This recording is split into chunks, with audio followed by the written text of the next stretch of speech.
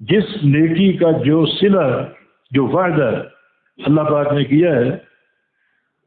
اس وعدے پر یقین ہونا چاہیے۔ ایک انسان نیکی تو کرتا ہے، مگر جو نیکی کا وعدہ اللہ نے ذکر کیا ہے اس کو شک ہے، یقین نہیں ہے، تو اس کی نیکی قابل قبول نہیں ہے۔ ضروری ہے کہ وہ نیکی کرے اور اس نیکی کے صلے پر بھی اس کو یقین، اس کی تصدیق کرے، اس کو سچا جائے۔ جیسے نبی علیہ السلام کی ایک حدیث ہے کہ 40 خصلۃ من اتى بواحدۃ منہن رجاء ثوابها وتصدیق موعودها دخل الجنہ، کہ 40 کام ہیں جو شخص ان میں سے کوئی ایک کام کرنے میں کامیاب ہو گیا، کوئی ایک کام، لیکن 2 شرطیں ہیں، رجاء ثواب ہے، ایک اس کو اس کام کے ثواب کی پوری امید ہو، اور تصدیق موعود ہے، اور اس کام کا جو وعدہ ہے اسے بھی سچا جانے، کہ وہ صدق بالحسن، جو اللہ نے وعدہ کیا ہے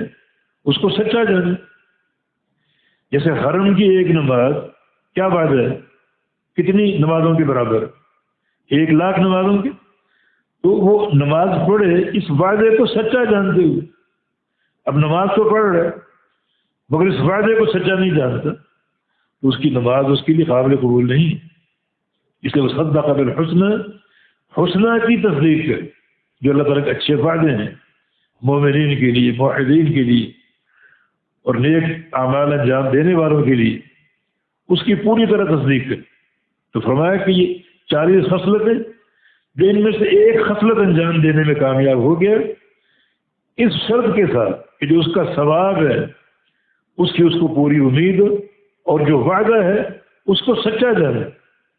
تو اللہ تعالیٰ ایک خصلت کو اپنانے کی وجہ سے اس کو جنت کا داخلہ عطا کر دے۔ وہ خصلتیں بیان نہیں کی، ایک نشانی بتا دی کہ سب سے جو بڑی خصلت ہے وہ کسی بھائی کو بکری کا تحفہ دے، بکری دودھ والی، تاکہ جس کو تحفہ دے اس کے بچے صبح و شام اس کا دودھ پئیں، ان کے لیے خوراک بھی اور غذا بھی۔ یہ سب سے بڑی خصلت۔ باقی 39 امور اس سے چھوٹے ہیں، وہ کیا ہوں گے؟ چھوٹے ہیں، شریعت نے بیان نہیں کی۔ یقین جب وہ چھوٹے ہیں تو ہر چھوٹی نیکی انجام دینے کی کوشش کرو، ہو سکتا ہے وہ 39 میں شمار ہو، تو وہ اجر جو اللہ کے رسول نے بیان کیا وہ حاصل ہو جائے۔ وصدق بالحسن، اور سچا جانا، یقین کر لیا حسنہ کا یعنی جنت کا، یہ اللہ تعالیٰ کی طرف سے اچھے وعدے کا جو اللہ تعالیٰ نے فرمائے ہیں، ان کو سچا جانا۔ فَسَنُيَسِّرُهُ لِلْيُسْرَىٰ، تو ہم ان قریب نیسر، آسانی فراہم کریں گے اس کو، لِلْيُسْرَىٰ، یسرا کے لیے، یسرا کے لیے اسے آسانی فراہم کر دیں گے۔ یسرا کا معنی بھی آسان، اشارہ پورے دین کی طرف، کیونکہ ان الدین یسر، نبی علیہ السلام کی حدیث ہے کہ دین آسان،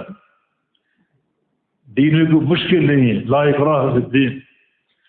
اور دین آسان ہے۔ ہم اس آسان دین کو اس کے لیے اور آسان کر دیں۔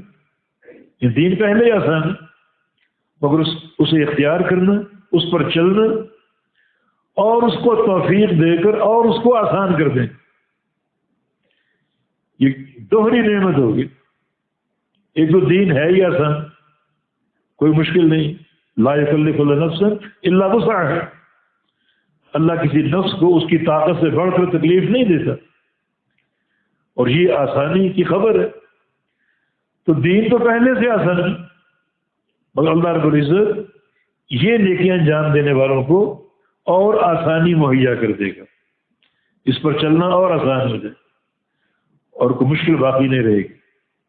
یسرا کا معنی پورا دین، ہر خیر کا راستہ اس کے لیے آسان بنا دیں گے اور اس کو توفیق دیں گے۔ وَأَمَّا مَنْ بَخِلَ وَاسْتَغْنَىٰ، اور لیکن من جو شخص باخلا بخل کرے، کنجوسی اختیار کرے، واستغنى اور بے نیازی برتے، بے نیازی برتے مانا اللہ تعالیٰ سے، اس کی رحمت سے، اس کے وعدوں سے بے نیاز ہو جائے اور بخل اختیار کرے، جو اللہ تعالیٰ کے وعدے ہیں ان سے بے نیاز ہو جائے، بے پرواہ ہو جائے، تو اس سے بڑا بدبخت کون ہو سکتا؟ وَأَمَّا مَنْ بَخِلَ وَاسْتَغْنَى اور لیکن جو شخص بخل اختیار کرے،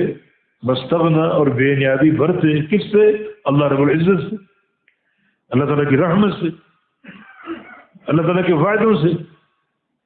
بے پرواہی اختیار کر لے، وَكَذَّبَ اور جھٹلائے، بالحسنى حسنہ کو، وہی حسنہ جنت کو، اچھے وعدوں کو، خوشخبریوں کو جھٹلائے، فَسَنُيَسِّرُهُ لِلْعُسْرَىٰ